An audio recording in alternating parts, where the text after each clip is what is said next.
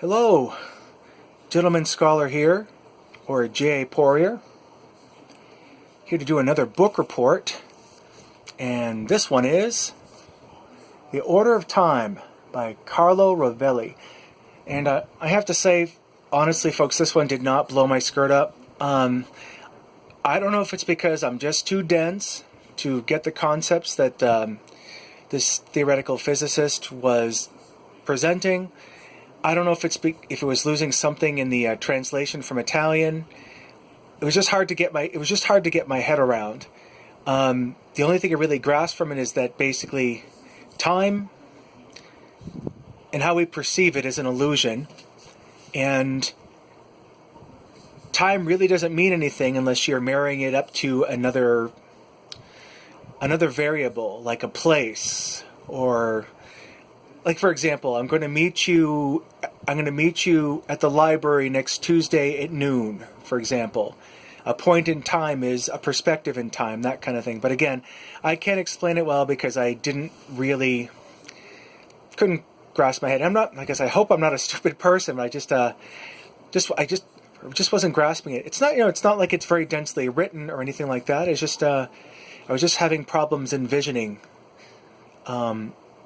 what the writer was, what the scientist was telling me. I'm just going to switch hands here. Excuse me. Hands getting tired. There we go.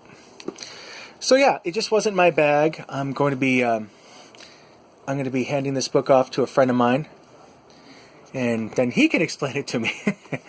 But I went from that book on to the Sixth Outlander book. I started the Sixth Outlander book called Echo in the Bone, and it pretty much picks up where the previous book, A Breath of Snow and Ashes, left off. So then I was sailing through it pretty quickly, like a hot knife through butter. So I guess after you read all that Lovecraft, it kind of like, oh wow, this prose is a lot easier to digest.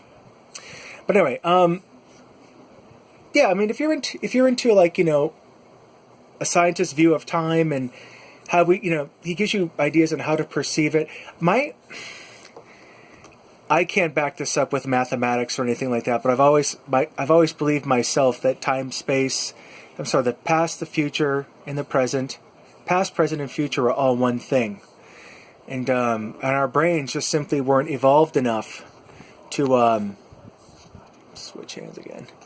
Our brains simply weren't evolved enough to perceive it all at once, so we can only remember in one direction, which would be, the past. But every now and again we get like what George Carlin used to call a vujade feeling, like a memory that hasn't happened yet, that kind of thing. So maybe that explains that some part of our brain is able to perceive the future somehow. But I don't know. But anyway, it just wasn't for me. It's not so much the quality of the book as I guess my headspace wasn't appropriate to really appreciate it, and that's all. And like I said, I mean, it's not like I'm a dunce when it comes to time travel stuff, because up here I've got my time travel shelf. A lot of it being mostly fiction, but there's some theoretical stuff there as well. And why I don't have I can't remember the professor's name. Never mind. I'm not going to try and fumble it. But yeah, I mean, I'm kind of a time travel fanatic, so you think that book would have been like going on my shelf, but it's not, so it's going to a good friend. Anyway, I hope you're doing well. Take care of yourselves and keep on reading.